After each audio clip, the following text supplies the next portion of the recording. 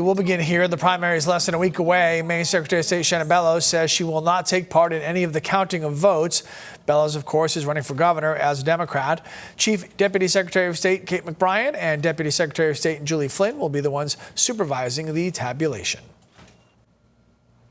Democrat candidate for governor Dr. Nirav Shah is criticizing the economic plans of 3 Republican gubernatorial candidates. During a news conference in Brunswick yesterday, Dr. Shah singled out Bobby Charles, Jonathan Bush, and Ben Midgley. Shah described their plans as non-starters based on what he called fantasy math when Maine governors are required to adopt a balanced budget.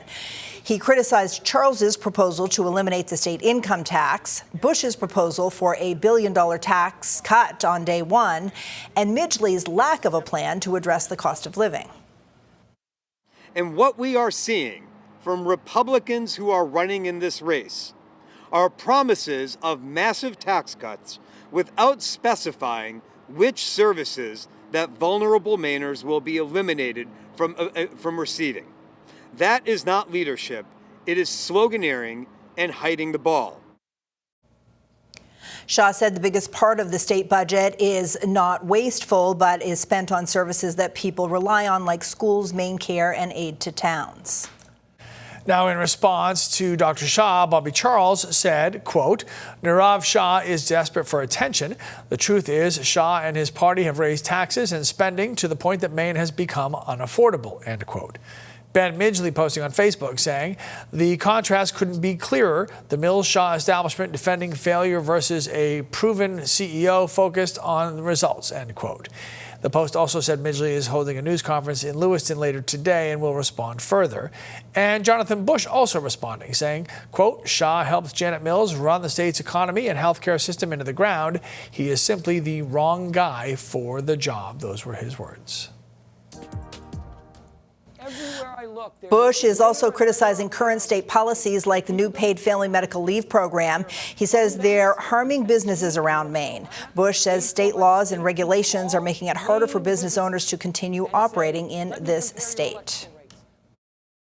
Everywhere I look, there's a layer and layer and layer of restriction that people don't face in other states. I hear about phone banks in Tennessee and North Carolina paid for by the state to call Maine businesses and say, let me compare your electrical rates. Let me give you land. I had a business owners offered free land to move their business from Maine to Mississippi.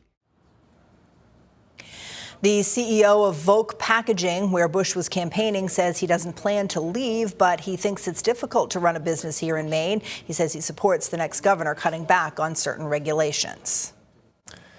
Democratic senators, including Minority Leader Chuck Schumer, are not sharing much about their meetings with Democratic Senate candidate Graham Plattner. Plattner made the trip to our nation's capital yesterday.